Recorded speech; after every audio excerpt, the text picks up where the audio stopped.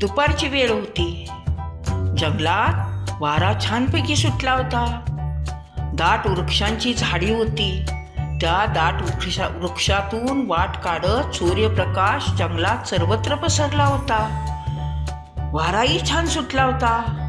वातावरण आल्हाददायक आणि सुखकारक होतं. अशा या वातावरणात एका मोठ्या विशाल वृक्षाखाली टायगर वाघोबा दुपारी विश्रांती घेत बसले होते. नुकतंच त्यांचं पोटभर जेवण झालं होतं. शिकार करून त्यांनी पोटभर शिकार खाल्ली होती. त्यामुळे त्या झाडाखाली ते विश्रांतीसाठी बसले होते. त्यांना ते वातावरण खूप आल्हाददायक आणि छान वाटत होते. मधूनच ते डोळे झाकत होते, डोळे उघडत होते, आजूबाजूला पाहत होते. छान वाटत होतं त्यांना. थोड्या वेळाने त्यांनी डोळे उघडले तर पाहिलं तर समोरच्या एका बेळातून लक्ष्मी नावाची एक चिचुंदरी ताई बाहेर पाहत होती. तिचं अर्ध शरीर बिळात होतं, अर्ध शरीर बाहेर होतं. ती आत बाहेर सारखी करत होती. वाघोबा पाहत राहिले. मग वाघोबा काय म्हणाले, ए लक्ष्मी चिचुंदरी ताई, असं आत बाहेर काय ग करतेस? बाहेर ये ना. बघ किती छान वातावरण आहे, सूर्यप्रकाशही किती छान आहे. ये या वातावरणात येऊन बैस. पण लक्ष्मी चिचुंदरी काही बोलली नाही. ती आत बाहेर करतच राहिली.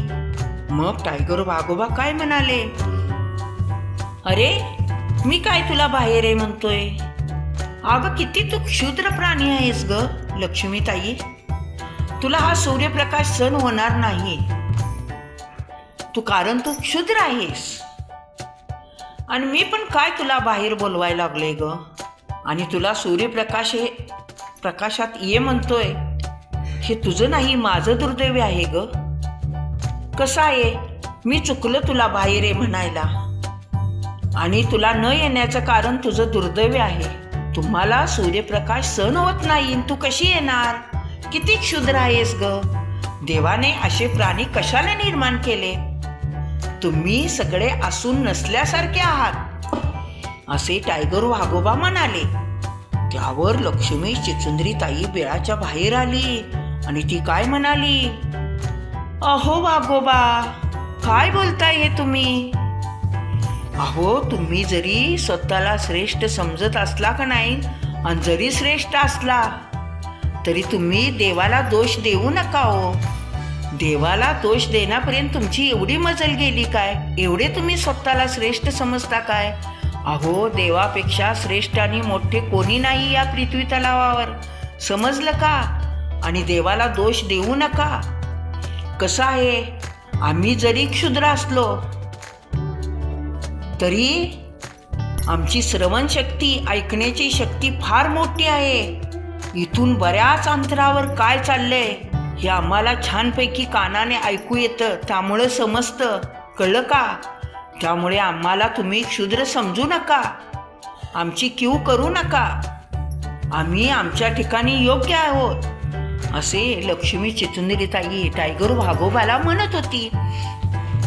तेवढ्यात तिने पाहिलं, टायगर वाघोबांच्या पाठीमागे थोड्या अंतरावर एक शिकारी बंदूक रोखून वाघोबांच्याकडे नळी होती बंदुकीची, आणि बंदूक रोखून उभा होता.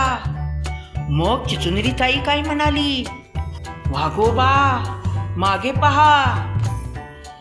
पण वाघोबांचे याकडे काहीच लक्ष नव्हते. ते फक्त चिचुंदरी ताईंना हिणवण्यात मग्न होते. त्यांनी मागे पाहिलं तर शिकारी बघितल्या वाघोबा पळत सुटले. वाघोबांना जे समजलं नाही ते फक्त शिकाऱ्याच्या हालचालीवरून चिचुंदरी ताईंनी कानाने सगळं ऐकलं होतं, हालचाल. त्यामुळे तिला समजलं होतं शिकारी आलाय. म्हणून तिने वाघोबाला सावध केलं. वाघोबा पळत सुटले. त्यांच्या पाठोपाठ शिकारीही पळत सुटला. बऱ्याच अंतरावर गेल्यावर वाघोबा एका झुडपात लपून बसले. ते बाहेर काय आले नाहीत, शिकाऱ्याला सापडले नाहीत. शिकारी बराच वेळ वाट पाहत बसला.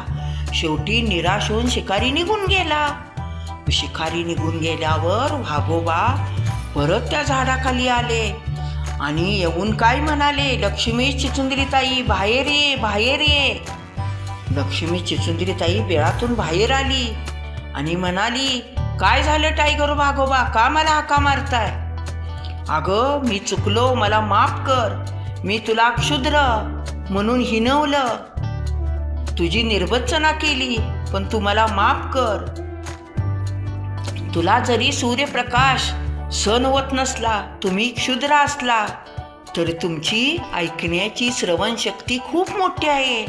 अगं माझी शक्तीच फक्त बलाढ्य आहे, पण तुला कानोसा छान आला. शिकारी मागा असलेला तू मला सावध केलंस, त्यामुळे मी खूप खूप आभारी आहे. तू मला सावध केलं नसतंस तर मी आज शिकारीच्या बंदुकीला बळी पडलो असतो.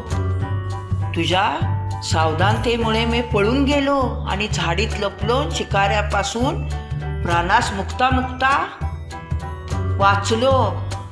खरंच तू खूप मोठी महान आहेस ग, मला माफ कर. मग लक्ष्मी चिचुंदरीताई काय म्हणाली, टायगर वाघोबा, एकमेकांना वाचवणं हे आपलं प्राण्यांचं कर्तव्य आहे, कळलं का? मला राग नाही आला, पण एक सांगते ऐक, दुसऱ्याचे दोष दाखवण्यापेक्षा त्यांच्या अंगातले चांगले गुण घ्यावे, आपण आत्मसात करावे आणि आपल्यातले दोष नाहीसे करावे. बरोबर आहे तुझं. लक्ष्मी चिचुंदरीताई असे म्हणून वाघोबा तिथून निघून गेले आणि चिचुंदरीताई आपल्या बिळात निघून गेल्या. हा व्हिडिओ आवडला असेल तर आपल्या आजीच्या गोष्टी चॅनलला लाईक करा, शेअर करा आणि सबस्क्राईब करा.